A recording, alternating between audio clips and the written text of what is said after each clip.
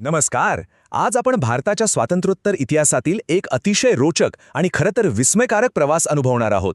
एक प्रचंड मोठा भाग, त्याच्या सीमा कशा बदलल्या आणि हा सगळा आकार कसा निश्चित झाला याचं हे एक सखोल विश्लेषण आहे. एकदम सुरुवातीपासून बघूया. आता सुरुवातीलाच एक प्रश्न पडतो, बरोबर. एक एवढा प्रचंड प्रशासकीय प्रांत दोन वेगवेगळ्या आणि तितक्याच प्रभावी सांस्कृतिक केंद्रांमध्ये कसा रूपांतरित झाला? पहा, ही गोष्ट फक्त नकाशावर बदललेल्या रेषेंची बिलकुल नाहीये. ही कथा आहे भाषा, अस्मिता आणि एक खूप मोठ्या भौगोलिक उलटापालटीची.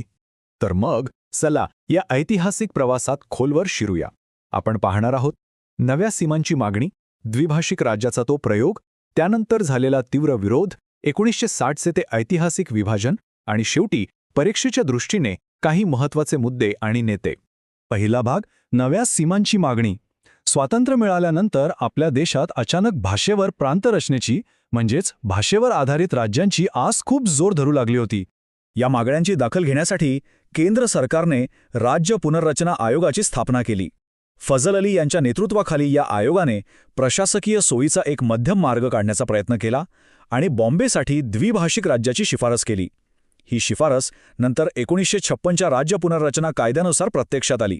आणि इथूनच सुरू होतो आपला दुसरा टप्पा, द्विभाषिक राज्याचा प्रयोग.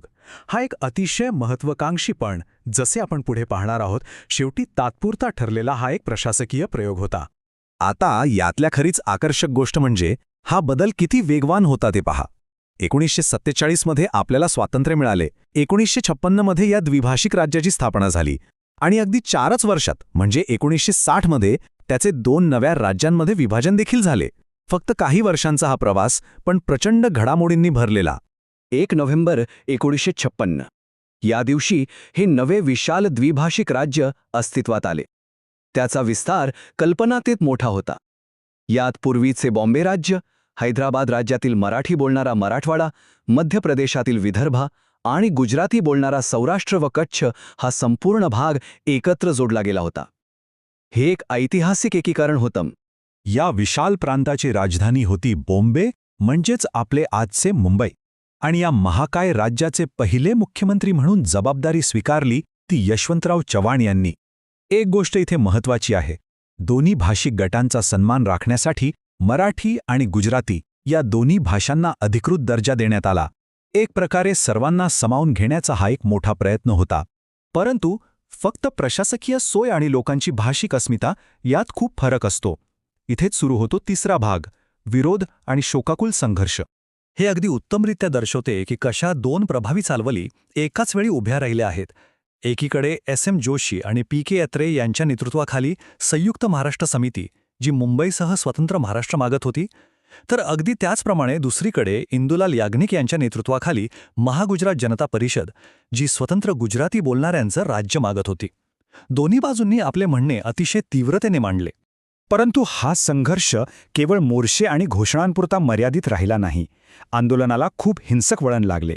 फ्लोरा फाउंटेन येथे झालेल्या पोलिसांच्या गोळीबारात 1-2 नव्हे तर चक्क 105 आंदोलनकर्त्यांना आपले प्राण गमवावे लागले. त्यांच्या या प्रचंड त्यागाच्या स्मृतीप्रित्यर्थ आज त्या जागेला आपण हुतात्मा चौक म्हणून आदराने ओळखतो. हा इतिहासातील खरंच एक अतिशय शोकाकुल क्षण होता. या प्रचंड असंतोषाचा आणि त्यागाचा परिणाम म्हणजेच आपला चौथा टप्पा, 1960चे ऐतिहासिक विभाजन. चला पाहूया हे आकार कसे घेते. निरंतर चाललेल्या या लोक आंदोलनाने केंद्र सरकारवर प्रचंड दबाव निर्माण केला होता. शेवटी या लोकभावनेपुढे सरकारला झुकावे लागले आणि 1960चा बॉम्बे पुनर्रचना कायदा संमत झाला. आणि अशा प्रकारे द्विभाषिक राज्याचा तो महत्त्वाकांक्षी प्रयोग अधिकृतरित्या इथेच संपला. या कायद्याचा शेवट म्हणजे 1 मे 1960 रोजी 2 नवीन आणि स्वतंत्र राज्यांची निर्मिती. मराठी भाषिकांसाठी महाराष्ट्र अस्तित्वात आलं, ज्याची राजधानी मुंबई राहिली, आणि गुजराती भाषिकांसाठी गुजरात निर्माण झालं, ज्याची सुरुवातीची राजधानी अहमदाबाद ठरवण्यात आली. त्याचमुळं हा 1 मेचा दिवस आजही दोन्ही राज्यात महाराष्ट्र दिन आणि गुजरात दिन म्हणून मोठ्या उत्साहात साजरा केला जातो. आता आपण आलोय शेवटच्या टप्प्यावर, महत्त्वाचे मुद्दे आणि नेते.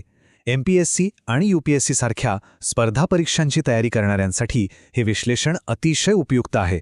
चला एक छोटीशी उजळणी करूया. तर सर्वात महत्त्वाची गोष्ट म्हणजे हा तक्ता तुम्हाला खूप कामी येईल. 1956चा राज्य पुनर्रचना कायदा ज्याने द्विभाषिक राज्य बनवले आणि 1960चा बॉम्बे पुनर्रचना कायदा ज्याने 2 राज्य निर्माण केली. द्विभाषिक राज्याचे आणि नंतर महाराष्ट्राचे पहिले मुख्यमंत्री यशवंतराव चव्हाण होते, तर गुजरातचे पहिले मुख्यमंत्री जीवराज मेहता ठरले. आणि या साऱ्या घडामोडीमागची ती मुख्य चळवळ म्हणजे संयुक्त महाराष्ट्र चळवळ. हे फॅक्ट्स अगदी पाठ करून ठेवा. शेवटी एक खूपच विचार करायला लावणारा प्रश्न. आपल्या आधुनिक सीमा निश्चित करताना प्रशासकीय सोय अधिक प्रभावी ठरते की तुमची भाषिक अस्मिता? हा संघर्ष खरंच संपला आहे का? हा होता ऐतिहासिक द्विभाषिक बॉम्बे राज्याचा उदय आणि अस्त. या माहितीपूर्ण प्रवासात आमच्यासोबत राहिल्याबद्दल खूप खूप धन्यवाद. पुढच्या वेळी अशाच एखाद्या नवीन विषयासह पुन्हा भेटूया.